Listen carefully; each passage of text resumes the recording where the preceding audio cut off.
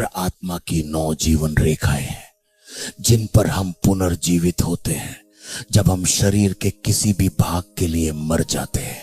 इसलिए जब आप व्यभिचार और नाजायज यौन संबंध के लिए मर जाते हैं तो आप प्रेम नामक जीवन के लिए पुनर्जीवित होते हैं। इसका अर्थ है कि आपका जुनून, आपका स्नेह, आपका प्रेम सब कुछ केवल मसीह की ओर निर्देशित होता है। क्योंकि यदि आप किसी से संवाद कर सकते हैं तो इसका अर्थ है कि आपका स्नेह किसी सांसारिक, यौन और शैतानी चीज पर केंद्रित है। जब आप घृणा, सड़न और संघर्ष के लिए मर जाते हैं तो आप उस जीवन के लिए पुनर्जीवित होते हैं जिससे बाइबल आनंद कहती है।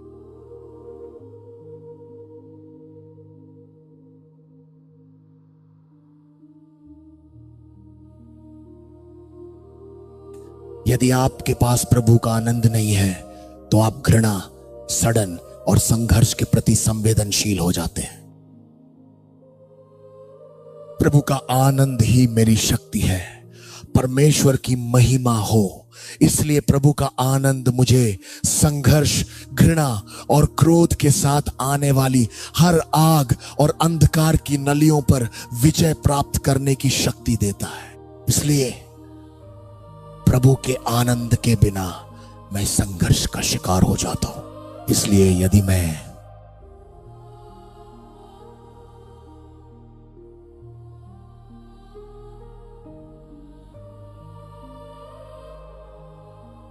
संघर्ष, सड़न और क्रोध के लिए मर जाता हूं तो मुझे जीवित करने के लिए क्या आता है? आनंद। प्रभु का आनंद संचारित होता है। प्रभु का आनंद मेरे अंतर मन से मेरे चेतन मन में स्थानांतरित होता है। तो जिस भी चीज के लिए आप मरते हैं, ईश्वर उसकी जगह अपनी कोई दिव्य शक्ति प्रदान करता है।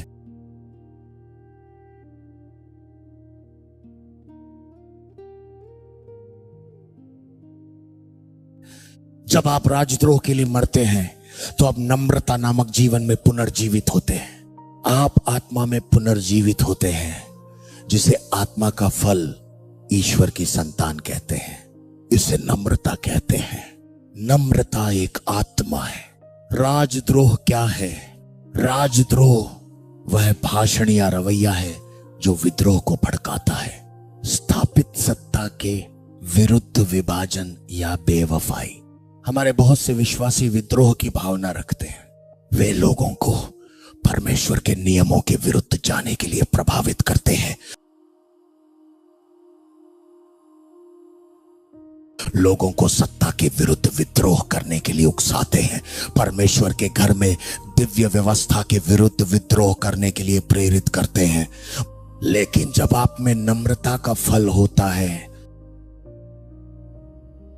तो आप वफादार बनते हैं, आप व्यवस्था की रक्षा करते हैं, आप नियमों का सम्मान करते हैं। बाइबल कहती है सब कुछ स्पष्ट रूप से यानी क्रम से किया जाए।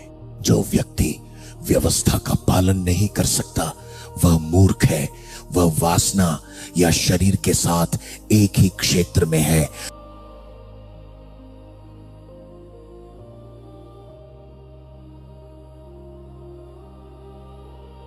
जिसे विद्रोह कहा जाता है। एक नम्र स्त्री और पुरुष दिव्य सत्ता के प्रति आज्ञाकारी होते हैं। यीशु ने उस समय की सबसे बड़ी उपलब्धि यह बताई थी कि जब कोई व्यक्ति घोषणा करता है और कहता है, एक शब्द बोलो, मैं जानता हूं कि मेरा बच्चा ठीक हो जाएगा, क्योंकि मैं भी सत्ता के अधीन एक मनुष्य हूं, यानी मैं निर्देशों का पालन करने वाला मनुष्य हूं। जब आप हत्या करने के लिए ईश्वर को प्रेरित करते हैं तो आप अच्छाई के लिए पुनर्जीवित होंगे। आप देखते हैं कि हत्या शरीर के कार्यों में से एक है और हत्या मसीह के शरीर में भी पाई जाती है। हत्या शरीर के कार्यों में से एक है। जब आप किसी के विरुद्ध झूठ बोलते हैं तो आपने उस व्यक्ति को मार डाला है। या तो यह विकृत सत्य है, आपने उस व्यक्ति को मार डाला है। जब आप राज्य के कानूनों या देश के कानूनों का लाभ उठाकर बच्चे का गर्भपात कराते हैं, आप हत्यारे हैं।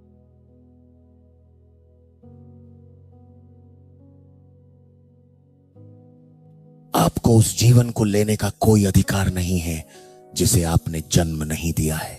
इसलिए चाहे ईसाई धर्म में हो, चर्च में हो, ईसाइयों द्वारा हो या गैर ईसाइयों द्वारा, उस बच्चे के सभी गर्भपातों का हिसाब देना होगा। आपको उस बच्चे के खून का हिसाब देना होगा, क्योंकि खून बोलता है। आपने शारीरिक रूप से उस बच्चे को मार डाला होगा, लेकिन उस बच्चे की आत्मा में जीवित है, अपने खून का बदला लेने का इंतजार कर रही है। बदला, यह सुनना कठिन है, लेकिन यही सच है। एक स्त्री या पुरुष जिसमें अच्छाई की भावना है, वह गर्भ में पल रहे बच्चे को नहीं मारेगा। मैं उस बच्चे को बचाने की शर्म सहना पसंद करूंगी।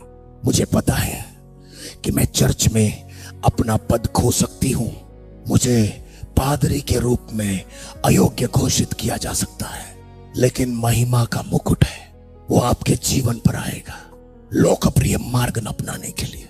उस बच्चे को मत मारो, उस बच्चे का गर्भपात मत कराओ, इस प्रक्रिया से गुजरो। मनुष्य के नियमों की परवाह कौन करता है?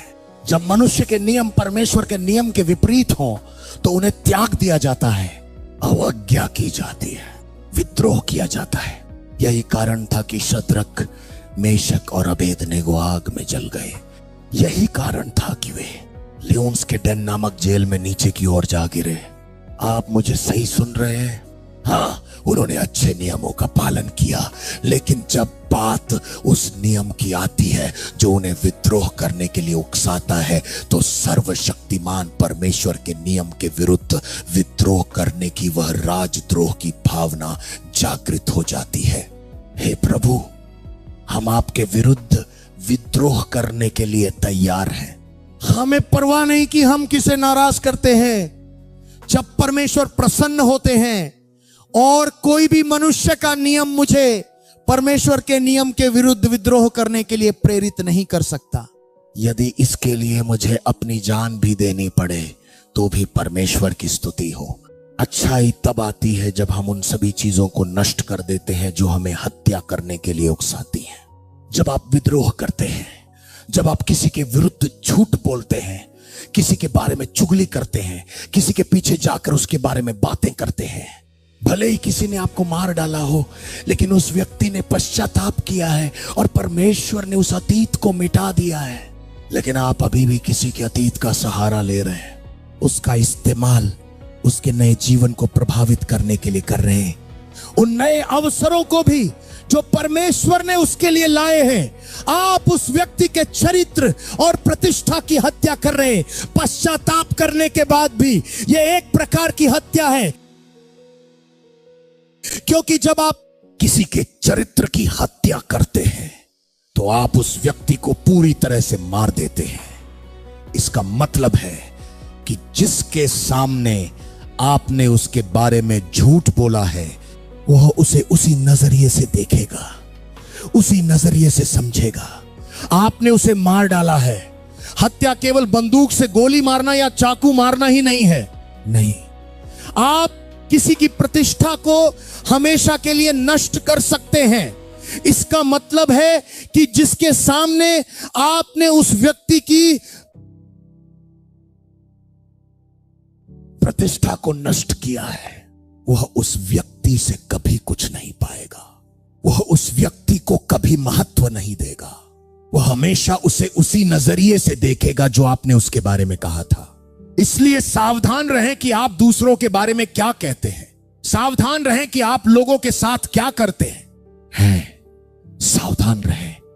जब आप अच्छाई से पोषण करते हैं तो आप लोगों की हत्या नहीं करते, आप प्रभु के आनंद, परमेश्वर की अच्छाई से पोषण करते हैं। बाइबल कहती है भलाई और दया हमारा पीछा करेंगी, क्योंकि हम प्रभु के घर में सदा सदा निवास करते हैं। अपने हाथ उठाओ और कहो आग। मनुष्य की शत्रु ने अपने हृदय की अभिव्यक्ति लिखी, उसे उसके गुनाह से मुक्ति मिल गई है। वह एक गरीब के भजन का नाम है जो उसके हृदय की अभिव्यक्ति है। जब आप जादू टोने से मरते हैं तो आप अपने भाग्य में पुनर्जीवित होते हैं।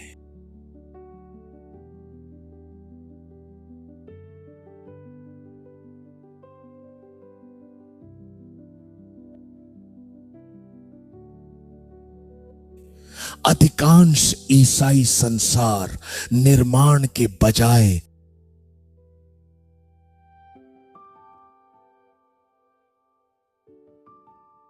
जादू टोना कर रहे हैं। यदि लोगों के प्रति आपकी कल्पनाएं ईश्वरीय नहीं हैं, यदि आप जो सोचते हैं, जो ऊर्जाएं आप अपने विचारों और कल्पनाओं से लोगों की ओर प्रक्षेपित करते हैं, यदि वे जल देवता द्वारा संचालित नहीं हैं, तो आप जादू टोना कर रहे हैं। जब आप किसी व्यक्ति के प्रति घृणा की कल्पना करते हैं, तो आप उस व्यक्ति के प्रति घृणा का संचार कर रहे होते हैं। मस्तिष्क और मन आपस में जुड़े हुए हैं, हम मन से संवाद कर सकते हैं। जादू टोना मानसिक रूप से मन की गतिविधि है। वे ऊर्जाएं जो आप किसी व्यक्ति को संचारित करते हैं, क्योंकि लोग ऊर्जाएं और उपस्थिति धारण करते हैं। आपके विचार विद्युत चुंबकीय प्रवाह है जो आप वहन करते हैं। यदि आप आध्यात्मिक रूप से कमजोर व्यक्ति के पास आते हैं, यदि कोई व्यक्ति अपने भाई के प्रति कामुक वासना रखता है या कोई भाई कामुक वासना रखता है और वह उस भाई या बहन के साथ यौन संबंध बनाने की कल्पना कर रहा है, तो कहीं भी वह यौन विचारों की कल्पना कर रहा है। ये उस व्यक्ति के मन में संचारित हो रहा है। इसे जादू टोना कहा जाता है। आप किसी के साथ यौन संबंध बनाने की कल्पना कर रहे हैं, वो व्यक्ति वहां मौजूद भी नहीं है, लेकिन आप उस कल्पना, उन छवियों को अपने मन में बना रहे हैं। आप उस व्यक्ति की ओर यौन वासना का संचार कर रहे हैं और रात भर वह व्यक्ति सपने में यौन संबंध बनाने के सपने देखता रहता है, या सपने में आपको देखता है, या आप सपने में उसे देखते हैं और आप सोच रहे हैं कि ऐसा क्यों हो रहा है, क्योंकि आपने पहले ही इसे समयबद्ध कर दिया है, आपने इसे प्रक्षेपित कर दिया है, आपने जादू टोना किया है। यदि आप चाहते हैं कि कोई व्यक्ति असफल हो जाए, तो आप जादू टोना कर रहे हैं। किसी की शादी होने की खबर सुनकर आपको जलन होती है, गुस्सा आता है और आप ये कामना करने लगते हैं कि शादी ना हो पाए। आप एक चुड़ैल हैं। जब आप किसी के असफल होने, किसी के बर्बाद होने, किसी के व्यवसाय के ठप होने या उसके बच्चों के निकम्मे होने की कामना करते हैं, तो आप जादू टोना कर रहे हैं। इसलिए जब भी हम चर्च में आकर कहते हैं कि सभी चुड़ैलों को मर जाना चाहिए, तो आपको प्रार्थना करनी चाहिए, क्योंकि आप झाड़ियों में छिपी चुड़ैलों से अलग नहीं है।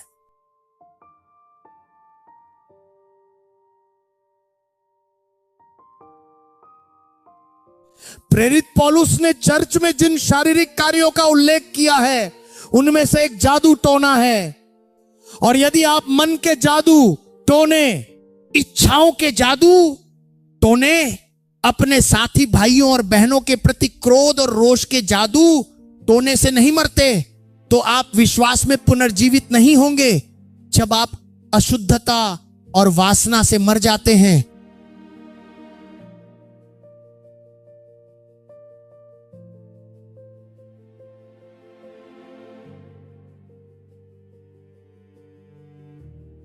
तो आप नम्रता में जागृत नहीं होंगे। अशुद्धता क्या है? अशुद्धता का अर्थ है मृत्यु की अवस्था, निष्ठाहीनता, अनैतिक, अपवित्र या अनैतिक रूप से अपवित्र।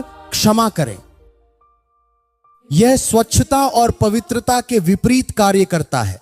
यह स्वच्छता के शारीरिक संदूषण और आध्यात्मिक धार्मिक अपवित्रता, किसी प्रकार के अपवित्र जीवन का प्रतीक है। कामुकता क्या है? एक ऐसा व्यवहार, वाणी या विचार जो तीव्र और अपवित्र यौन इच्छा को व्यक्त करता है या उत्तेजित करता है।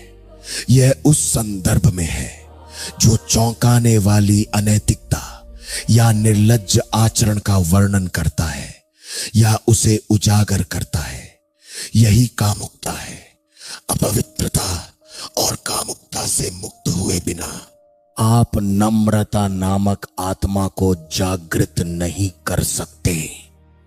बाइबल कहती है, नम्रता से उस रोपित वचन को ग्रहण करो जो तुम्हारी आत्मा को बचा सकता है। आप कभी भी वफादारी के अधीन नहीं आ सकते। आप कभी भी परमेश्वर के वचन के प्रति पूर्ण वफादारी